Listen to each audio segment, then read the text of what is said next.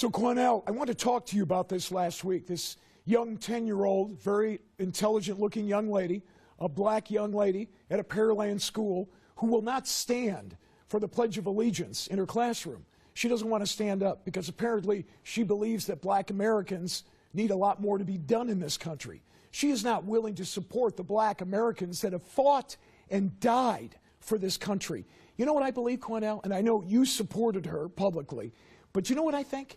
I think at 10 years old, she has no real understanding of what America is. So I wonder if her parents have sat her down and explained what Americans have given their lives, white, black, red. It doesn't make any difference. They stood and they fought and they died for this country, and she doesn't want to do anything to honor them? Matt, she comes from a family of military service members. Her father's is a retired military service member also who served this nation well with great dignity. She also has additional family members who was in the armed forces. Good. Her mother's a very intelligent woman who has had long conversations as well as her father about her not standing for the flag. What white people need to understand Just is that, white people? Yes, please. Let me explain.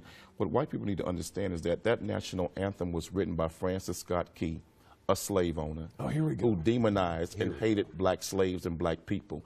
And that unwritten third, that unheard of and unspoken third verse, go research the third verse where he says, "There's no refuge in this country for the hireling or the slave. Both should be turmoil to the grave." How's her parents doing? This is a man Are they successful? that promised turmoil for black people to the grave. Would you ask Jewish children to say a pledge to a German anthem that disrespects Jewish people? If they're No, you living would in not. Germany, No, sure. you would not. Well, sure. That disrespects Jewish people? Then No, why, you would not. You certainly can kneel down. In America, you have the right to do that. But what will happen to her, how her friends will respond, how the school will view her, how Americans will view her is very negative. This is not what you want for your 10-year-old child. And let me say to that young girl and others like that young girl, America looked at the same way at Rosa Parks when she refused to get up and give up her seat to a white man on the bus.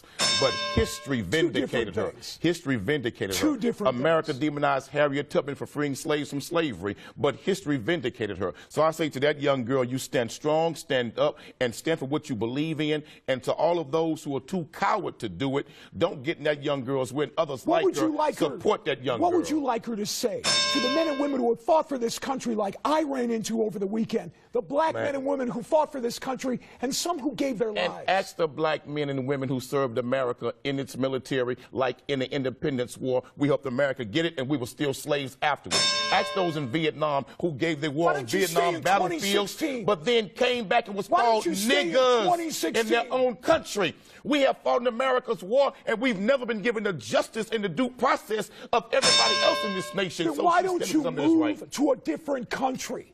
Why are you staying here if you don't like it? Let me tell you why. Because the country belongs to Indians. You white folks stole it from them, raped and robbed their people. This not your country. You all came over here and stole it and beat the hell out of them. So this not your country. It was my country. You all need to go home. If you're you all need to go back where you came from. If you don't like it, why don't you pack up and go? Let the Indians decide who should pack up and go, and I guarantee you black folks will stay, and you all will be on the first damn boat leaving here. So don't try that, brother. You all didn't make America. This is not your country. What you should do is sit down with someone who has fought for this country, Cornell. Get their opinion, too. Tons of black people have, and what have we gotten from it?